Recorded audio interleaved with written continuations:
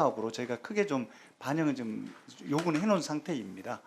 예, 제출했던 상태입니다. 정부 예산안으로. 예.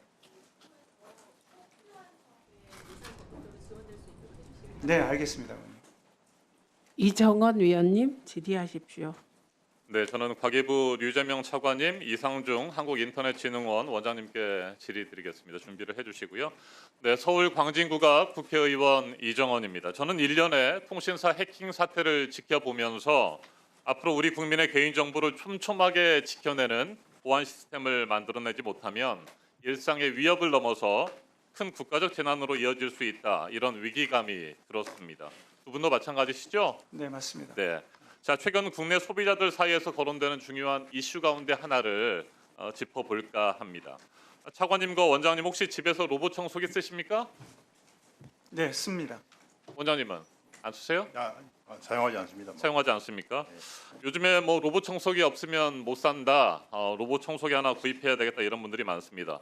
저희 집에서도 지난해 바로 이 로봇 청소기를 구입했습니다. 이게 어떤 제품인지 아세요 혹시? 저는 인터넷에서 제 아내와 함께 그 가격 대비 성능을 좀 비교하면서 좀 저렴하게 그리고 할인해서 파는 게 있어가지고 샀는데 사고 보니까 로보락이더라고요. 중국산 제품이었습니다. 이 중국산 제품 로보락을 살펴보니까 국내 가장 높은 점유율을 보이고 있습니다. 지난해 상반기 46.5%, 세계 1위의 로봇 청소기더라고요. 이 제품을 구입하고 밖에 나갔다가 이렇게 들어올 때가 되면 저희는 이 로봇 청소기를 로보락의 락에다가 깃불희해서 락키라고 부릅니다. 집에서. 근데 집에서 이제 밖에 나갔다 들어오면 얘가 혼자 청소를 하고 있는 모습을 보면 가족 같다는 느낌이 들면서도 또 한편으로는 섬찟하기도 합니다. 청소를 자기 혼자 막 돌아다니다가 충전을 위해서 자기 집으로 쏙 들어가는 모습을 보면서 야 이게 꽤 좀 섬찟하기도 하고 무섭다라는 생각이 좀 드는데 특히 이 로보락 앞에 보이는 이 카메라, 네 여기 카메라가 있는 걸 보면서 더 섬찟함을 느끼게 됐습니다. 이 로보락은 카메라뿐만 아니라 마이크도 설치되어 있고요. 그다음에 블루투스가 연결되어 있어서 집 내부의 데이터를 다 수집합니다. 그리고 해커가 맘만 먹으면 원격으로 이 카메라를 조정할 수가 있는 것이고요. 데이터가 외부에 유출될 수 있는 겁니다. 로보락 업체는 공식적으로 프라이버시 보호를 강화하고 있고 보안 강화를 약속하고 있습니다. 그런데 우려되는 점들이 한두 가지가 아니어서 오늘 저희가 준비를 했고 PPT를 먼저 보시겠습니다. 지난 3월 31일 로보락의 개인정보 처리 방침이 최신 업데이트된 내용입니다. 위쪽에 보면 이런 내용이 있습니다. 당사는 귀하에게 서비스를 제공하기 위해 개인정보를 중국에서 수집하여 처리하고 있습니다. 중국에서 개인정보를 수집해서 처리하고 있다고 합니다. 또 밑에 보면 말이죠. 귀하의 개인정보를 보유하는 기관, 개인정보 처리 활동이 공익적 목적, 과학적, 역사적 연구 또는 통계적 목적에 기반한 경우 이걸 계속 보유할 수 있다 이런 내용이 담겨 있어요. 어떻게 생각하십니까, 이상중 원장님? 최근에 이런 관련하여 IoT 보안 인증이라든지 이런 부분을 검토하면서 중국산, 외국산 로봇 청소기에 대해서 보안 증금을 소비자 네, 보안과 그렇죠. 함께 실시하는 바 바로 있습니다. 그래서 제가 IoT 보안 인증과 관련된 질문을 좀 드리려고 합니다. 일상에서 자주 쓰는 이 로보락과 같은 IoT 기기의 문제점, 또 개인정보 유출이나 해킹에 대한 우려 이런 것들을 막기 위해서 IoT 보안 인증을 하고 있는데 이게 실효성이 있다고 보십니까? PPT 한번 보시겠습니다. PPT를 보시면요. IoT 보안 인증 국내 해외 기업의 신청 현황. 올해는 상반기까지 13개 업체가 신청을 했습니다. 네, 지난해는 33개 업체였었고요. 그런데 IoT 제품을 생산하는 업체들을 보면은요, 관련 업체가 3천여 곳에 이릅니다. 매출액은 25조 원에 이를 정도로 굉장히 그 매출 또 시장이 커지고 있는데 13개 업체밖에 하지 않았습니다. 그리고 해외 업체, 중국이나 미국 등 해외 업체가 국내로 수출을 하기 위해서 지금 한국인터넷진흥원에서 실시하고 있는 보안 인증을 얼마나 받았나 살펴보니까 몇 군데나 받은 것 같아요?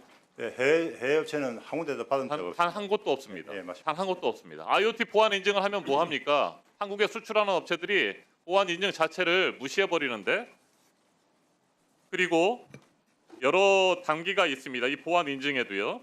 가장 높은 수준인 스탠다드 레벨 그러면 얼마나 받았을까? 스탠다드 레벨의 경우에 라이트, 베이직, 스탠다드가 있는데 최고 수준의 스탠다드 인증을 받은 건 삼성전자 제품 4개밖에 없습니다. 맞습니다. AI 로봇 청소기 2개, 냉장고 2개.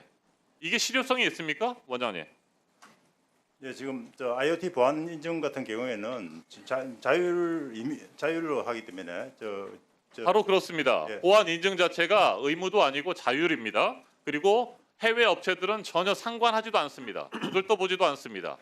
뭐 굳이 뭐 해야 할 필요성을 못 느끼는 것이죠. 그리고 또 굳이 돈과 시간을 써가면서 국내 업체들도 보안 인증을 받으려고 하지 않습니다. 이 보안 인증을 받으려면 최소 600만 원에서 최대 2천만 원까지 들어가는데 다른 업체들도 다 안 하니까 자기들도 할 필요가 없다고 생각하는 것이죠. 이런 IoT 보안 인증이 무슨 필요가 있습니까? 그리고 이 보안 인증과 관련해서 그렇다면 이걸 어떻게 해야 될 것인가 곰곰이 생각해봐도 혹시 뭐 이런 보안 인증 제도를 하게 되면 기관세 장벽에 걸릴 거라는 우려를 좀 하고 있습니까, 원장님?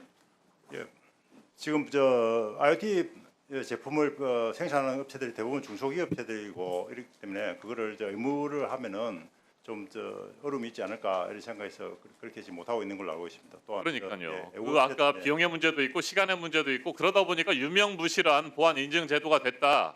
이걸 다시 한번 강조해서 말씀드리고요. 제가 앞서 말씀드린 것처럼 보안 인증 제도를 의무화하면 이게 자칫 통상의 문제가 될 수 있기 때문에 맞습니다. 그 부분에 대해서 신경을 안 쓸 수가 없습니다.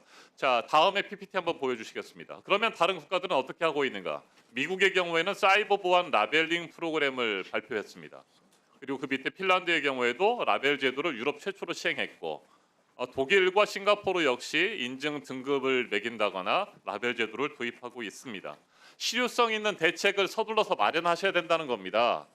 그냥 유명무실한 제도 운영하면서 제가 이러이러한 로보락과 관련해서 우려가 있고 해킹 우려, 그다음에 데이터가 빠져날 우려가 있는데 어떻게 하고 있습니까? 하면 그냥 뭐 IoT 보안 인증하고 있습니다. 이렇게 답변하지 마시란 말 얘기예요. 예, 유명무실한 제도 가지고 있으면 뭐 합니까? 차관님 어떻게 생각하세요?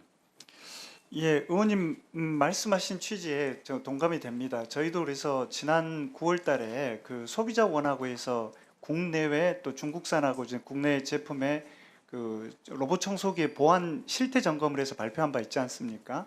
뭐 그런 이제 압력도 이게 작용을 하리라고 생각합니다만 보다 좀 더 그 국제적인 임의 인증 제도로 돼 있기 때문에 그 좀 더 인센티브를 좀 강화하든지 해서 활성화하는 방안이 필요하다고 생각합니다. 김장겸 의원님 질의하십시오. 예, 유 차관님. 조금 전에 존경하는 이정은 의원이 질문하신